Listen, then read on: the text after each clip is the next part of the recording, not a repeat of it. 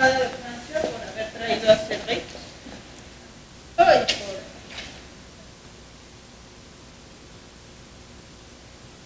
Pues creo que seguramente todos saben más de Cédric de lo que entonces Cédric Villani es un matemático francés. Trabajos, misión merecedor de la medalla Fields hace 8 años. Y bueno, ha obtenido múltiples premios.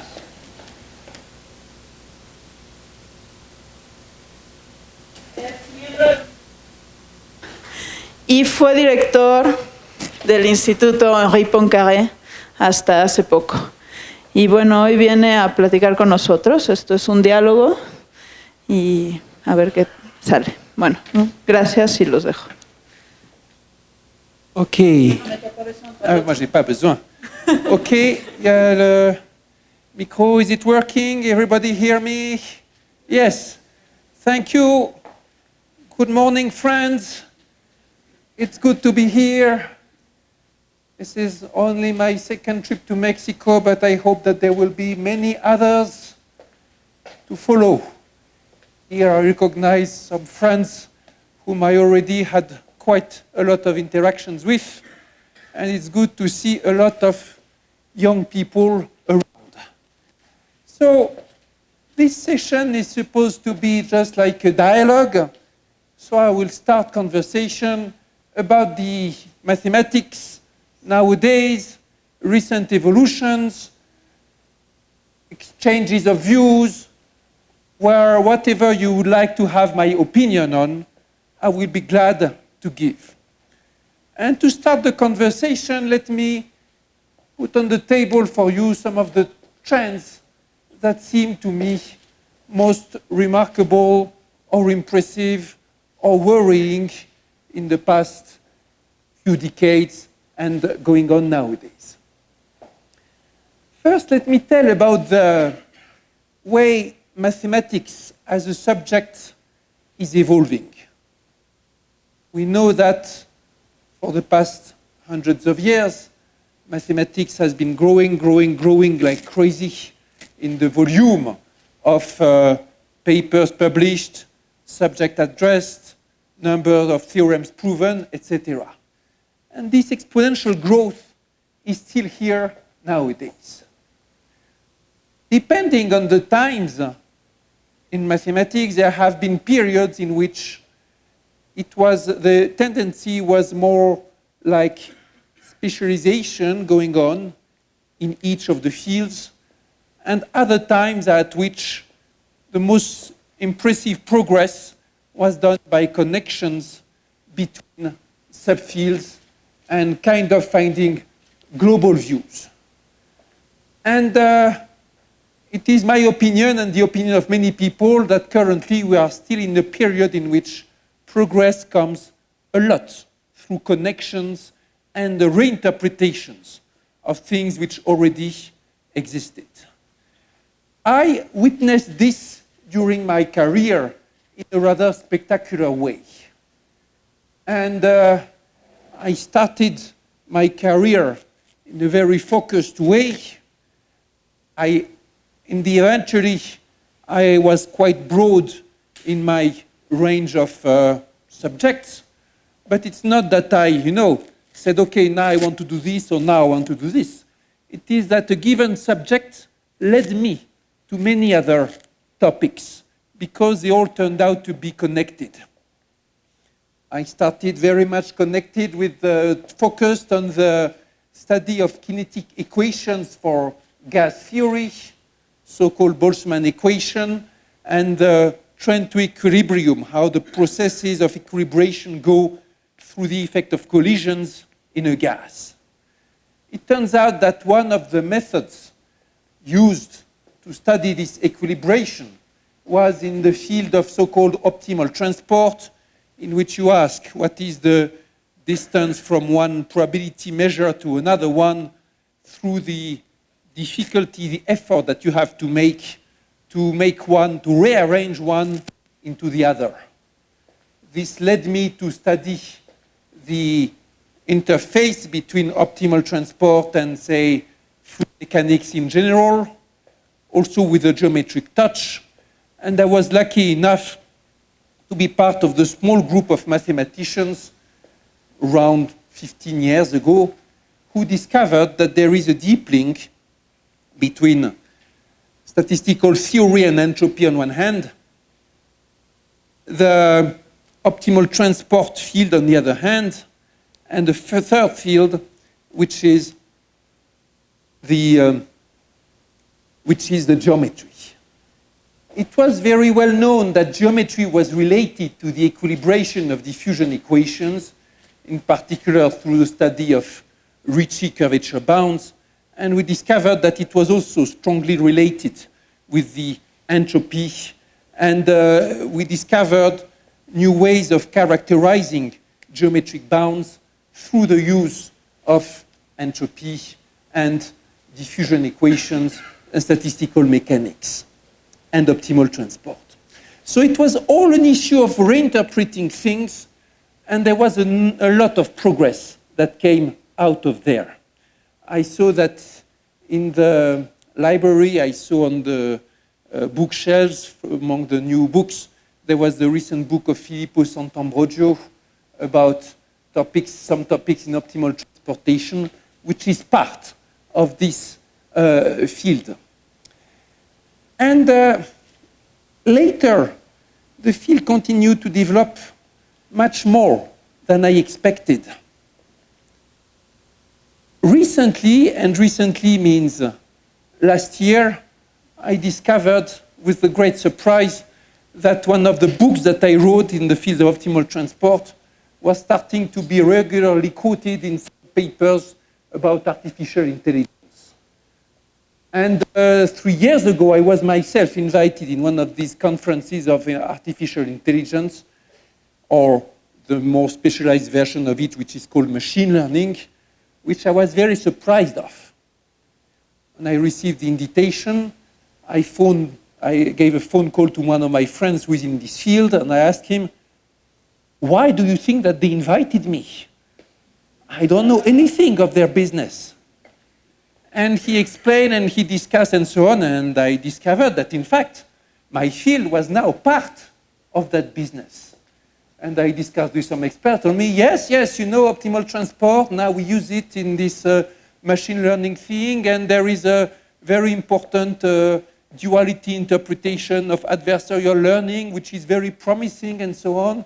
And I see that some of my colleagues whom I have known in, let's say, differential geometry, they were also writing papers about this, and I thought, wow. Now, there are these connections between domains that are even occurring in these fields that I thought were completely stranger to me. And it was not the first time. I basically discovered the theory of Ricci curvature when it was at the time when I started to work on logarithmic Sobolev inequalities. And a few days later, with some collaborators, I was suggesting a new definition of Ricci curvature bounds based on my earlier work. So it was really connections between fields that I did not think were in the realm. This kind of things is occurring more and more still. What to do in this kind of environment in which all these new connections pop out? You cannot hope to be a specialist of everything, of course. So you have to keep your eyes and ears wide open about what is going on nearby. And it doesn't prevent you from being an expert in one field or in a couple of fields, but you really have to be open because these connections can occur in many directions. Now, this is first thought, and let me continue with this.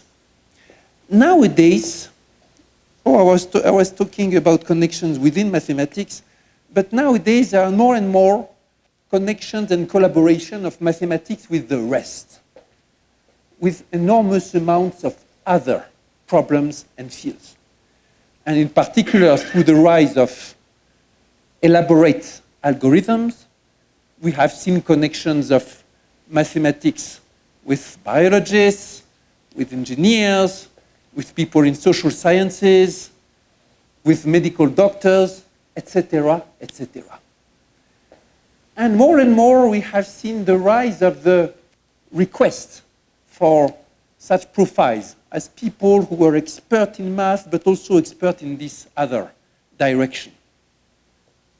It's very frequent that some of the companies who are working on developing software for the future medicine, they ask, we need urgently to hire somebody who has been trained in mathematics, in algorithmic, but who also knows about the medicine. These profiles in some cultures, you can find them, in other cultures, it's very difficult. In France, it's tricky for us. But in other countries, there are these connections which are easier. I worked on these kind of problems this year as I was coordinator of a report for the government on the rise of artificial intelligence. For this work, I made trips to a number of countries also to discuss with experts there. And I was impressed by the fact that some countries manage very well to organize this relation between the fields, and for other countries, it is very tricky. But there is enormous new science to be made at these interfaces, and we have to organize for that, and that is not easy. 2 years ago, I started a working seminar joined between the Academy of Sciences and the Academy of Medicine about this, connections of medicine and mathematics. It was almost forced on me by a colleague from the Academy of Medicine. We had met in some kind of ethics council for some competition, and he told me after the meeting, he told me, we have to organize something. And I was skeptical. I thought, how are we going to make some working seminar? But he forced me and we organized it, and it was amazing, the number and the wealth of subjects that were discussed in this seminar. Now we are editing a book with all the contributions and a lot of problems that are at the interface between algorithmics and medicine, and which have a lot of value for medical doctors. 4 years ago, in the International Conference of Mathematicians in Seoul, for the first time there was a plenary lecture about what can be called artificial intelligence, or one branch of big data. It was Emmanuel Candes who was giving the plenary lecture, and he was talking about his collaborations with medical doctors from some hospital, and explaining how the use of harmonic analysis and techniques of reconstruction of missing data he could use with medical doctors with important practical applications, like dividing by almost 10 the time that you have to spend in a device of magnetic resonance, nuclear resonance, to get the image for your surgeon to operate on. Now, that is an example in which enormous progress can be made. And it's a sign of the time that this field was addressed. Just 4 years ago, just in the last ICM in this format.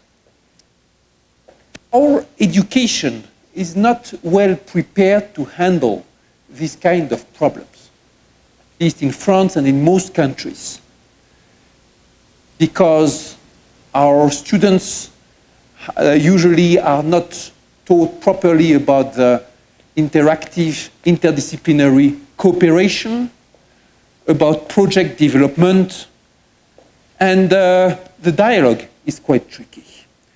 We have this feeling of emergency to act on this. Let me give other thoughts about the development of science, of mathematics worldwide. Mathematics have been developed all around the world in recent years, and there have been diversity of places where it is developed. But by far the most spectacular development is in Asia. And like many of my colleagues working as an editor, I have been at times frightened by the increase in the volume of publications coming from Asia, in particular China, which is kind of putting all the system into a traffic jam. Working as an editor for Journal of Functional Analysis, as editor-in-chief, I was one of the editors-in-chief. I receive all the papers for preliminary screening, all the papers in, let's say, functional analysis, partial differential equations. Some weeks, irregularly, half of the submissions that I receive are from East Asia. There are some weeks in which all the publications are from Eastern Asia. And it's really putting an enormous strain on the system. When you look at the rankings internationally and how countries are behaving in terms of number of publications in science, etc., the main fact over the past decade is the rise of China to now be in second position, just behind the United States, in terms of number of publications. On the other hand, at the same time as there was this enormous volume in the number of publications worldwide, the originality has not gone up at the same pace. And we see that there has been inflation in the publication, race for publishing more and more academic problems being treated. Even though we are at a time in which there are many interesting problems which occur at the interface and very original new subjects, this does not reflect so much in the publication, or let's say the increase of this is much less than the increase of over-specialized publications that take one subject and increase it, sometimes infinitesimally. It occurs at the same time as we are still fighting with finding the right 21st century business models for scientific publication. This is an area that is still in crisis and that we don't know how to handle. I don't know what will be the future about this, but it's becoming more and more difficult to judge, more and more difficult to treat fairly the young researcher in this respect, and to find the ways to favor the publication of quality rather than quantity. These are, my last thought will be about the status of mathematics within society. At the world level, people follow the technology, and people who are interested in the top politics have understood recently that mathematics is a big asset for a state and that it's a stake of global competitivity. And worldwide, there have been these studies about the importance of mathematics in the developed economies. And we have seen that the respect for mathematicians has increased everywhere, or let's say in a lot, in all countries in which leaders are interested in the global place of the country. This has also come with a few difficulties. For instance, we've seen that business here and there have developed tendencies to hire mathematicians in certain areas of mathematics, sometimes aggressively, sometimes with very high salaries, and that in some areas it is difficult to maintain the amount and the flux of mathematicians.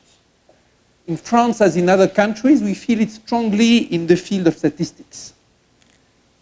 It is a kind of irony because statistics used to be considered as a field that was not very popular and not very respected, but now they are the ones that are hired in priority by companies, and sometimes with salaries that are much higher than salaries at the university, putting an enormous strain on the field. We don't know how to address this issue, because reform things at the academic level is very slow, and trends are much slower to evolve than in the business world. And this is quite a challenge that we have to address. These are my thoughts for the start. I'll be glad to hear your discussion and comments and reaction. Yes, let's start here.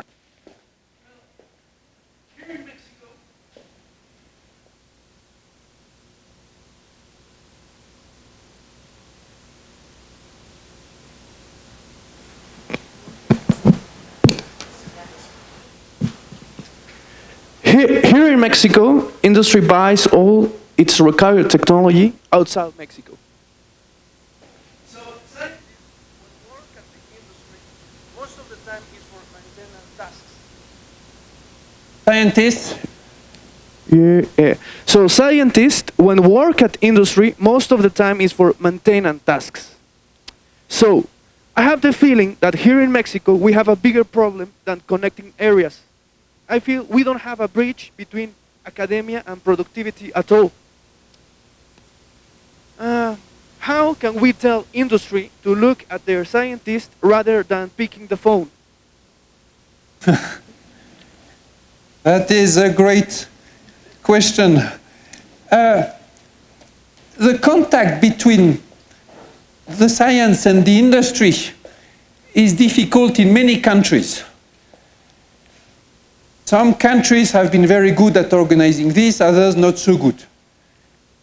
In France, it's not so good historically. We have been working on improving this, but except in some particular industrial directions, it's been not so good.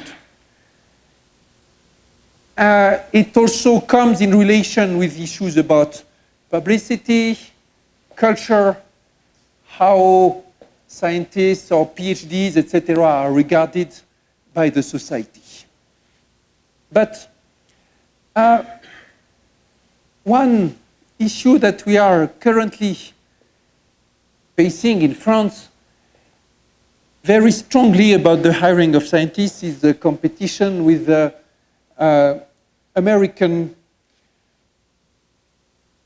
let's say, computer science industry, or more precisely, the Google, Facebook, Microsoft, etc., who all put a lot of research centers in France and are hiring massively from our pool of scientists.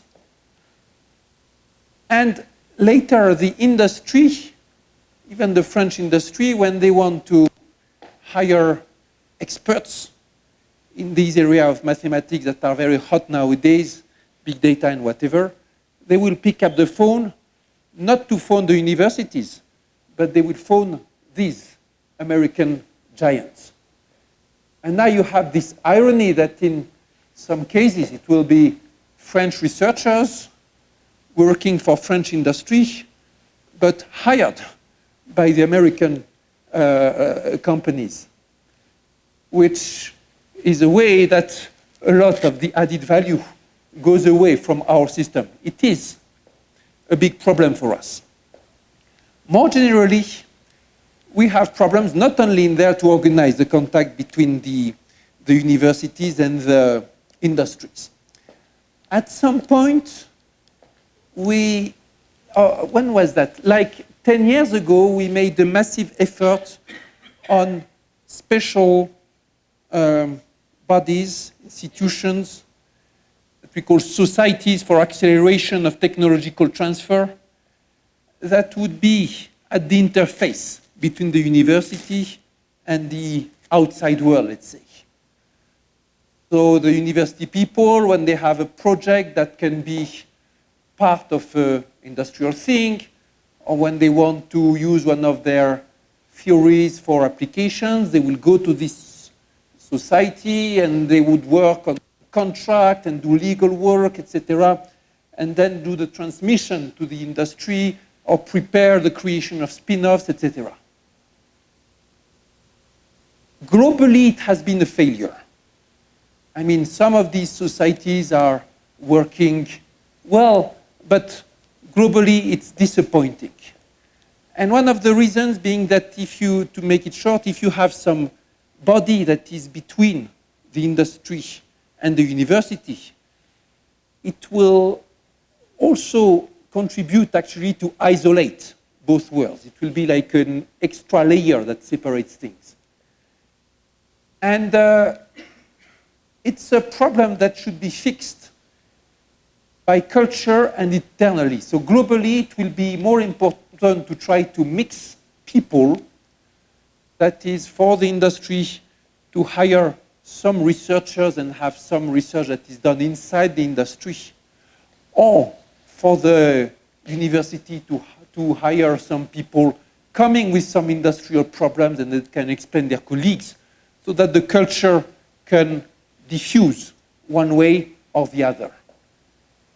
And we see that more and more our laboratories understand this and try to develop the in-house expertise within the lab of people that are in direct touch with the industry. It is one of the reasons why recently government announced that they would increase the facility for researchers who want to work for the industry, remain with their position in the university, but also do some work for the industry.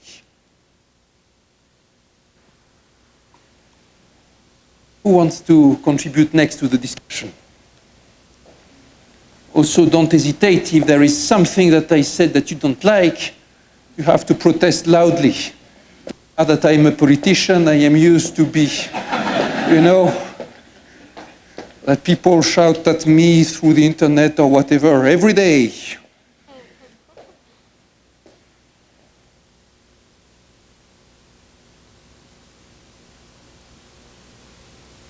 Young people, priority. This guy is very young, but we will wait for the... Okay.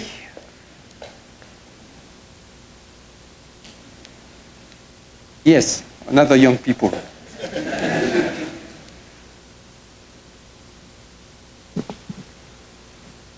Well, we knew that you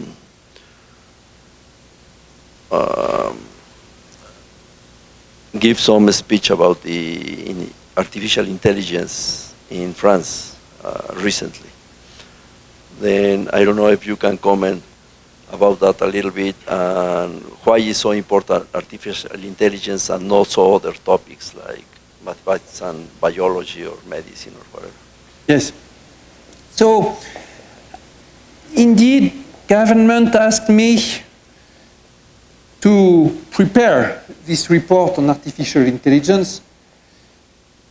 So it was in fall, and the mission was supposed to go for 4 months, but actually it was 6 months, and it really was needed.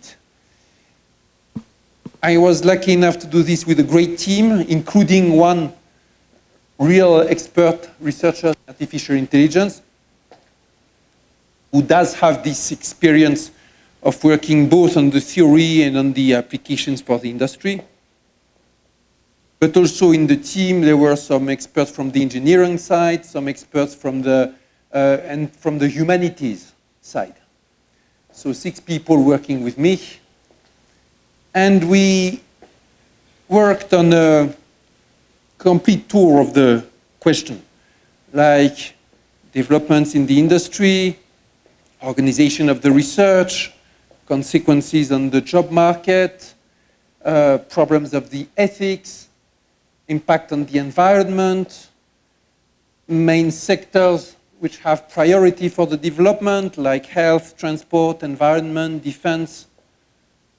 So we looked at all these issues and interviewed hundreds of people about all this. First, I will say that as I told you, I was working as a mathematician in a completely different area, and one day I realized that it was not so different, not so far away from my interests. And actually, artificial intelligence is a field that has expanded in many directions and branches of mathematics. Some of the keywords are a lot of probability and statistics, some stochastic processes, large dimensional linear algebra and probability and geometry in some respects. And it has led to some fascinating developments. However, for the moment, this is an area that is, whose theory is underdeveloped compared to the use and pragmatic exploration. The theory in which the know-how is much more important currently than the knowledge itself. And it's a theory in which there are huge discoveries to be made to explain the phenomena which are observed. One of the heads of the head of one of the top labs in Europe about AI was telling me that specialists of artificial intelligence nowadays is like alchemists from the old time, you know, looking for magical formulas to transmute the elements and so on, with a big book full of magical formulas. And where is the problem? He notes in his big book what is the magical formula to handle this. And because you have these recipes whose success is remarkable and we don't really know how to explain. And conversely, if you want to enter through it and ask, what is the theory? Theory is surprisingly slim. If you, for instance, you want to go into neural networks, which is this very hot area, and you go in the books, you will see that basically it all stands on one mathematical formula, which is the formula of gradient flow in a large space, in a large dimensional parameter. And in spite of this, success was amazing recently and unexpected. People in the theory of algorithmics a few years ago, they were still telling you neural networks doesn't work. We've tried this for decades, it's inefficient. And now, wow, guess what? It is very efficient. Because of the increased speed of the hardware, because of the huge databases, but also because of something that we don't know. And there are huge challenges for the theoreticians in there, putting more theory in that. Now, the urgent challenges are in developing the applications because there is intense international competition about this. And because artificial intelligence is so much dependent on the use and the experiment, it's a field in which progress is made by contact between the specialties. Put the specialists of algorithmic together with the specialists of medicine is mandatory to have the development of artificial intelligence in medicine. And so on. If you want to improve the AI in the education, you need to put teams, including experts of education and experts of algorithmic and school teachers and whatever. Very interdisciplinary. Let's take the example of medicine. What is AI used for in medicine? One of the most basic applications, one of the things that everybody tries to do is automatic recognition from medical data to identify the disease, for instance. Why is it important? First, because the amount of medical data is growing like crazy. And now you have all these tests that you can make and all these images. But also enormous amounts of data coming from genetics or epigenetics. So enormous amounts of databases that you want to analyze, but that humans cannot analyze because it's so big. Second, there is potential for human mistake, which is large because of the variety of diseases. And third, in many places in the world, there are not enough medical doctors to handle the demography of the world, which is increasing. Even in developed economies, the most developed countries, the problem of medical service is becoming a real issue. Even in France, we are currently experiencing shortage of medical doctors in some parts. So in this context, if some of the recognition can be automatized, it will be important. Another field in other applications of AI will be like in automating or helping the process of treatment. Which treatment will we use?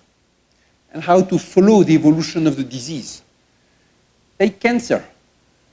In some cases of cancer, even for the images, it's tricky to decide how the evolution is going on. And it's tricky to decide what type of treatment you should choose among the many possibilities. Another possibility is detecting possibilities of treatment by analyzing huge databases. Sometimes you find that the combination of medication gives strong effects, and the medical doctors or the biologists, they have no explanation whatsoever for this. It just comes out of the statistics because of the mystery of the biology, the medicine. Also for DNA analysis. And a lot of other, and some other applications. Some companies have worked very hard already in this, and some big famous companies have their research labs. Let me give you some of the tricky issues in this. First, training issue. Very difficult to convince the trainings of medical doctors that they should adapt in these directions. And it's very difficult to put the people together and to talk to each other. Even at the level of the vocabulary, it's difficult. Another tricky issue is in the cooperation of the institutions. For developing these issues, you need, for instance, big databases, which in many cases are owned by the hospitals. In many cases, hospitals do not want to share this data with the specialists of algorithmics. Think, okay, why should we share the data? Maybe there is some important added value, then it is ours, and we should be making the added value, not the entrepreneurs. Or in some other cases, they may sell the data, make a big deal about this, but then the people whose medical records have been used, they are not happy. How is it that our personal history, something that is very confidential and precious to us, was used by companies? So you have to work also on the ethics and on the law. You may also have problems about the publicity. For instance, in this problem of recognition of cancer, recently there was from time to time, there are these world competitions. And a couple of years ago, a French team derived from INRIA arrived first in this competition, which was about recognizing some types of cancers, breast cancers, I think. Nobody in France talked about it. One local journal made some mention about it.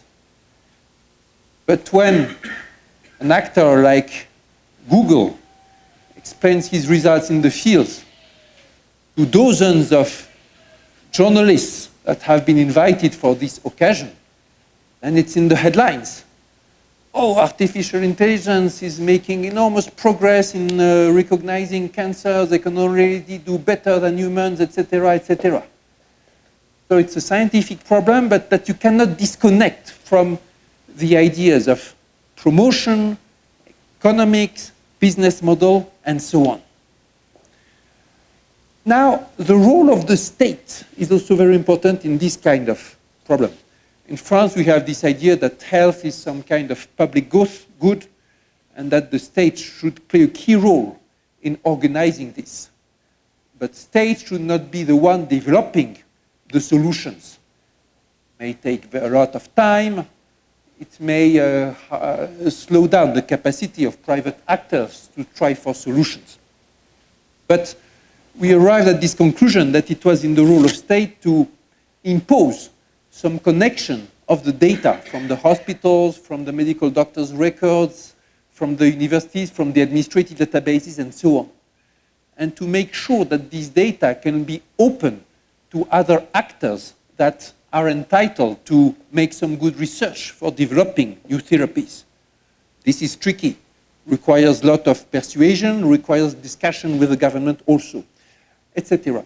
So this gives you a sample of the issues that you have to deal with when you handle artificial intelligence. It's probably about science and algorithmics, but it's also about economics, about governance, about ethics, and so on. And it's also about a job, because nowadays already many people are wondering whether experts in reading the radiography will disappear, will be replaced by software. And people will say, no, they will not disappear, but their task will change.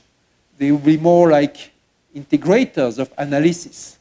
They will also be more like with the contact with the patients and explanation.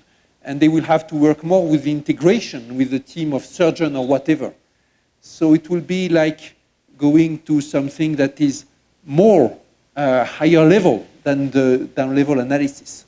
But this thing requires experiments and requires training. And so far, it's difficult to organize the experiments and to change the training. But these are fundamental to prepare the evolution of the jobs. And this is an example in which a job which may be threatened one day is a rather high-level job. But there are many also lower-level jobs that may be in trouble or that will have to adapt. And to see how they adapt, we will need also experiments, observatories. Not easy to put in place. So the job of our mission was to make a report about this, but also to communicate about this very widely, through the newspapers, through the television, regular discussions with the governments, like we saw all the ministries, the cabinets of the ministers and each of them. And with the Cabinet of Environment, we discussed about how we have to make sure that big data doesn't pose threat to the environment and how it can be used to applications about, for instance, detection of disease to help the environment, things like this, or saving the energy. But also with the Ministry of Equality between Sexes, we discussed about the fact that about fighting against discriminations and make sure that the algorithm does not reproduce sexist bias and things like this, and also how to have more women in algorithmics.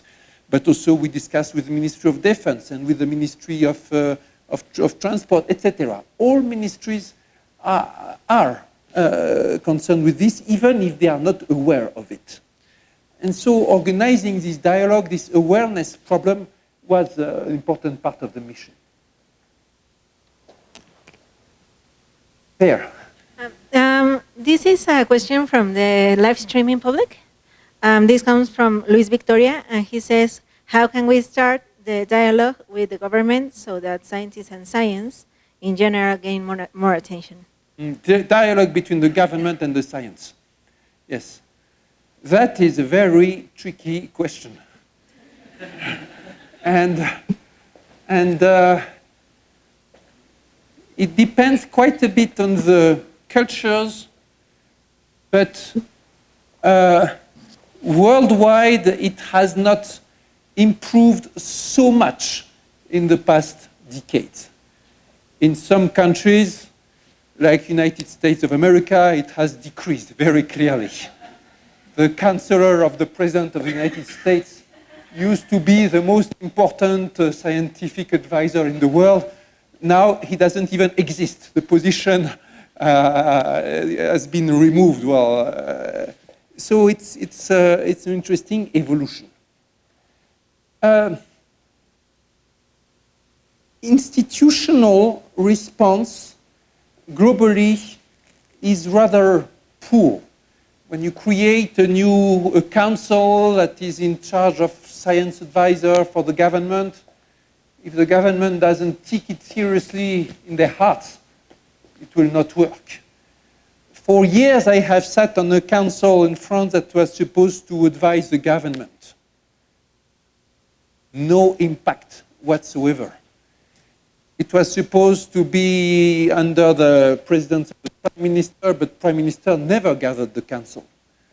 From time to time, Minister of Higher Education and Research did gather the council, but it was too rare and the impact was too little. On the other hand, with my personal implication in the Parliament, and also the implication of some members of Parliament who come from science, impact was much better. We could work on some missions and reports for the government. We could go in some, events with a double etiquette, to say. Like I go to some official visits, for some of the meetings as Member of Parliament, for some of the meetings as a scientist, or on TV show, it will be the same. And in this way, I can do the relation between the scientific problem and the policy problem. When I made my campaign for election, I told the people, it's important that there are some scientists in the Parliament so that they can explain their colleagues, etc. And now that I'm there, I can see that it is indeed important. So this kind of, passing through people is much more efficient. In some countries, culture is good at the communication between science and government. Clearly, for instance, China has a very good connection with this. Government will organize the science and work on the good budget and make communication also on the science programs of China worldwide, etc. And many of the leaders in China, they have a scientific training, engineering, or so on. And so with these cultural issues, it works well. Japan, the main advising body of the science for the government, meets very regularly, directly under the presence of the Prime Minister, and there are public reportings about what is there. And you see here, this connection, it's like habit that works well. So making things evolve then is quite tricky, because cultural changes take much more time than institutional changes. And so the answer to the question is not easy. It's important that also scientists go to the public audience, and tell about how important is this or that. And it's important that as scientists, we learn to go more into the political issues. And for a long time, there was this view that, okay, scientists stay apart from the political problems. We remain pure. When we are asked an opinion, we give our scientific opinion. And that's it. And we say, okay, and we don't care, now let the people handle this. And now that we see that it did not work in influencing the world leader in some of the most important issues on Earth, we have to change this attitude.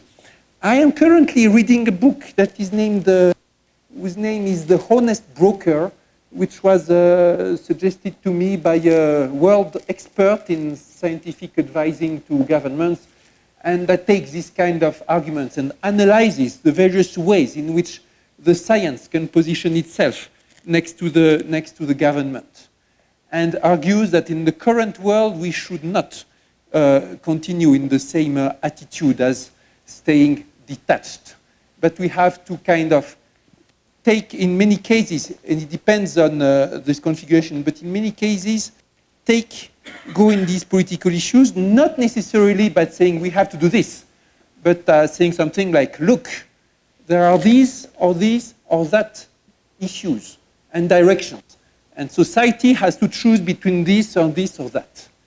If you do this, the consistent scientific choice is that. If you do this, then it's that, and etc. But give various scenarios in which you put the society choice next to the science issue. And also when we do communication outside, it's important that we accept to talk about things that are not in our specialty. Otherwise, people remain with the impression that, okay, these guys only know their subject, but they are not really part of the world. So we don't really need to involve them in the decision. Just from time to time, ask them a question and then make the decision for ourselves. Other question there was, okay, let's hear Alberto. I'm very proud of mathematics. I remember we're fascinated by the fact that big data mining, artificial intelligence, pattern recognition changed my life. The fact that I go to Google and instantly get information made me very proud of my subject. But also, on the other hand, I would like to raise the question of ethical and moral issue. What happens if all this is used by hedge funds to become millionaires in the stock market and increases the inequality in the world? So the thing that I love the most, mathematics, which I think morally is for the good of humanity. Sometimes, for instance, all these methods could be used, like Facebook, Bitcoin, could be used, for instance, to interfere in the minds of the people and change a government for the bad. I mean, I don't have a concrete example, but I think that could happen. So I think together with what you are saying, I think it should be raised the ethics and the morality of our subjects. It's an interesting question, I think, has to go together with that development. Very good. Yes, let's hear some other questions and then I will answer globally. I saw that our friend with the hat here also has. Yeah. Well, I do believe that you talk about the state, let's say the paper or the part of the state in connecting areas and promoting solutions. Well, here in Mexico, I do believe that the state promotes buying the solution outside the country, since it is cheaper to do that than creating a solution locally. So in that scenario, how can we start a dialogue? Yes, and both questions are related in the sense that it is about how to organize a society with respect to the rise of algorithms, how to make sure that it is used for the good and how to make sure that it reinforces our society rather than other societies. First, technology, as we know, is always dual. It's neither good nor bad, it depends on what we do. And modern algorithmic has made some amazing achievements, already demonstrated amazing achievements both in the good and in the bad. And in the good, yes, our relation to information was revolutionized by algorithmics. There is no relation between information nowadays and what it was already 10 years ago. And it changes our possibilities and so on. Achievements such as good level automatic translation, automatically finding of the relevant web pages, face recognition, all these are amazing. And 10 years ago, people did not think it would be as fast. But also things like tracking, profiling have gone at amazing speed. At the beginnings of the internet, a famous cartoon by a humorist at the beginning internet was representing a dog who was surfing on the internet. And the catchphrase was, on the internet, nobody knows you're a dog. And recently, there was a follow-up of this drawing, and you see the same dog. And now he watches at the computer and says, how did they figure out that I am a dog? Indeed, nowadays, there is possibility to know about ourselves that we did not expect and did not want to, and possibilities to manipulate us in enormous ways. And yes, if Facebook at some point wants to influence an election, yes, it can. Because it has been demonstrated. Keyword for this is Cambridge Analytica, and you can follow up all the research coming from this and also transfer from theoretical research to applied research when it was not intended to. At some point, it was about, let's do these studies in social sciences about personality, and it's a fascinating problem to understand how the personality and developing models for this and putting them into just a few parameters. You know, big common paradigm of big data is the idea that even if you have something that depends on an enormous amount of parameters, you can boil it down to just a small number of effective parameters. And in the case of personality, they use just these 5 parameters. Model is called OCEAN. And based on these 5 parameters, you have a grade out of 10 in each of these. They will know also which kind of messages you are sensitive to. If it is in an election, what kind of message you would like to see. Whether it is better to try to frighten you or to reassure you. Make sure that everybody gets the information that he or she is most sensitive to. And from the many traces that you leave on the internet, they can gather things from you. And at some points, it was so efficient that it was scaring people when they realized. Famous example is when pregnant women would receive advertisement for things about babies and so on. Like, how is it that they discover that I am pregnant? Because they have consulted it of that site and it was all recorded. And then they learned, even the companies learned how to disguise this. Put the information with other information to pretend that they did not realize that you were pregnant or whatever. It's manipulation that is done in a smarter way, etc. All this now we know it is true.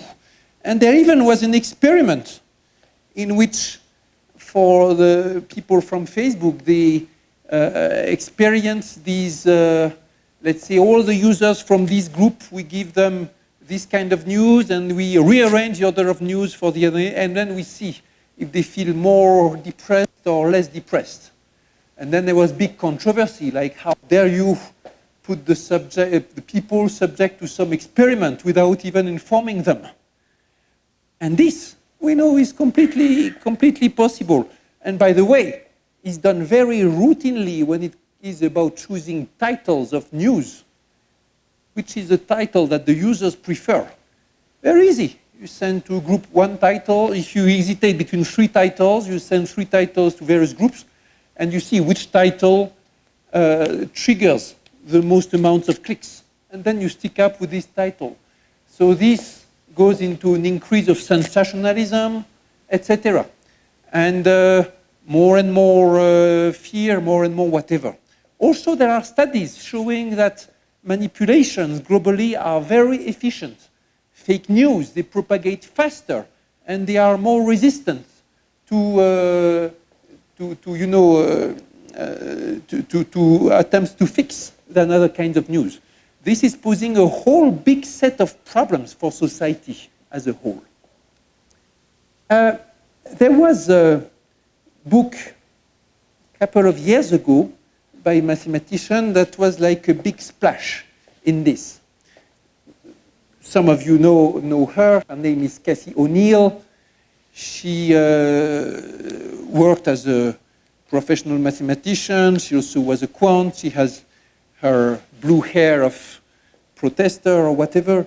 And she wrote this book called Weapons of Math Destruction, which is a book that really was a shock to me when I read it.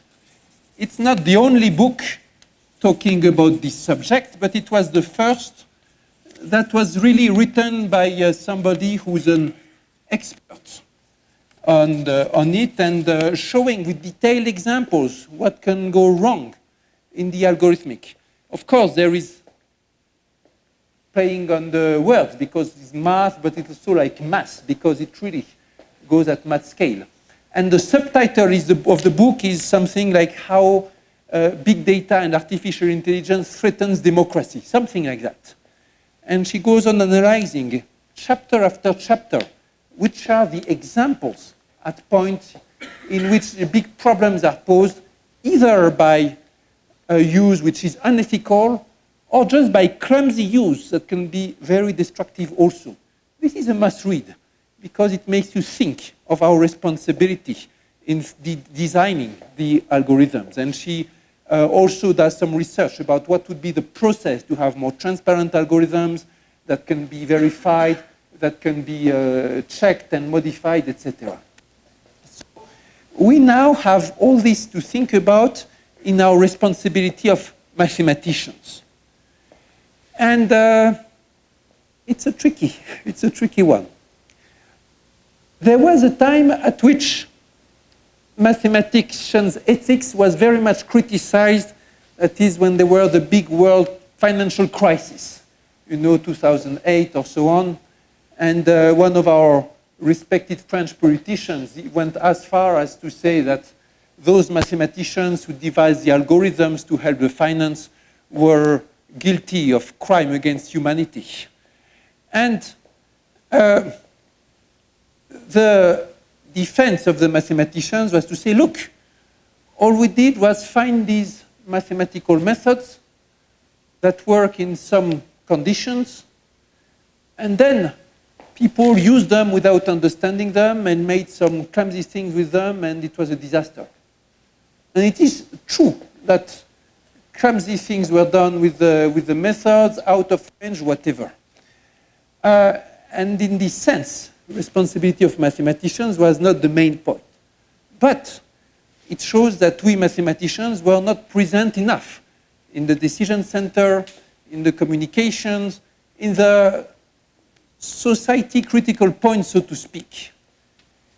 And if we just say in our role of mathematicians, we will lose also this battle of the coming artificial intelligence. So that book is a great example of what we can do to make people sensitive to issues, to explain it to the politicians and to the broad audience, and also to show which are the problems and which can be the solutions.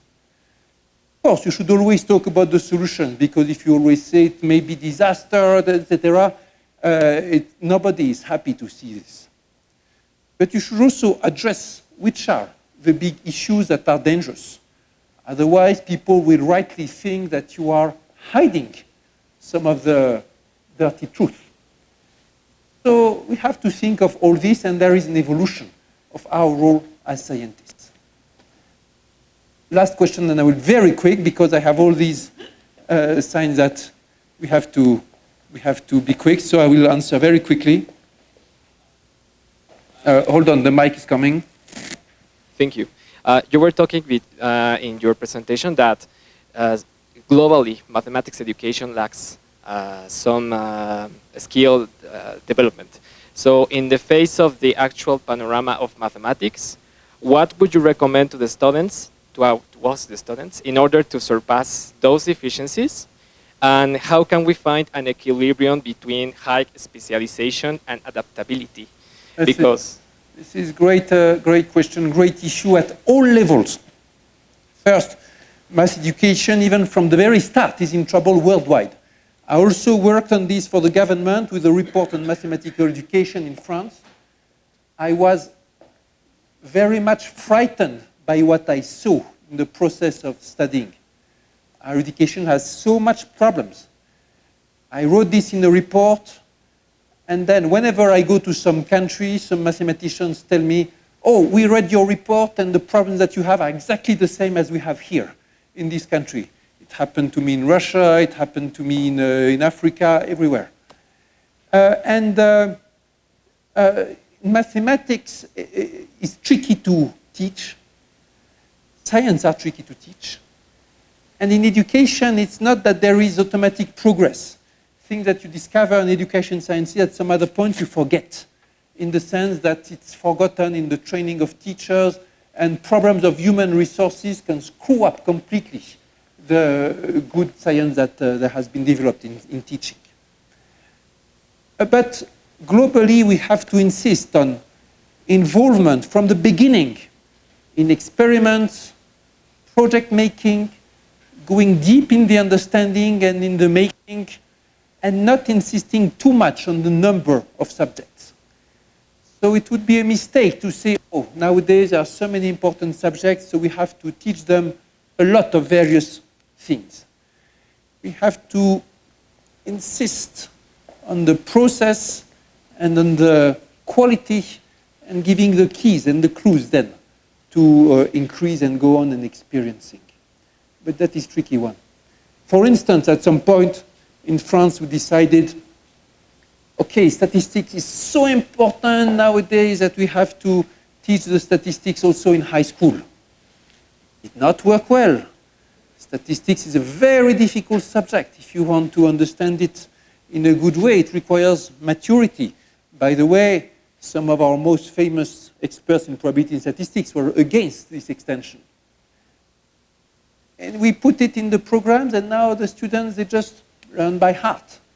They don't understand what's the big principle behind it. They don't make the project that can give them an example of what can go right and wrong. Eventually, they forget everything, because if you learn formulas by heart without understanding the meaning, you forget them very, very quickly. So this is a tricky issue. I wrote this report anyway. It's called 21 Propositions for the Teaching of Mathematics. And I will still continue to work with the government on the evolution of the teaching of science. But it's a very tricky issue to find the right balance between all the issues.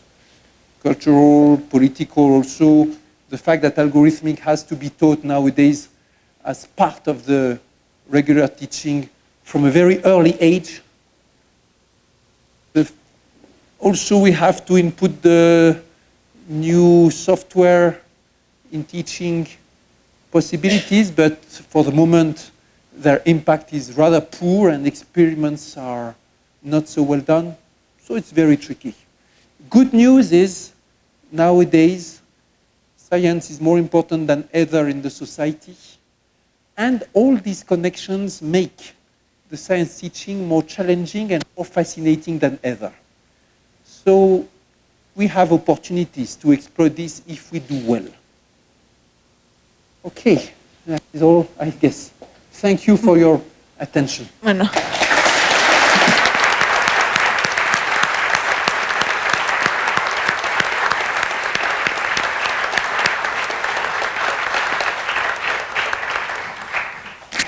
Bueno, nada más paso un mensaje que parece que hay mucha gente en la Facultad de Ciencias esperando entrar al auditorio. Entonces van a transmitir la conferencia de allá aquí, si se quieren quedar a verla. ¿Ok? Y bueno, muchas gracias.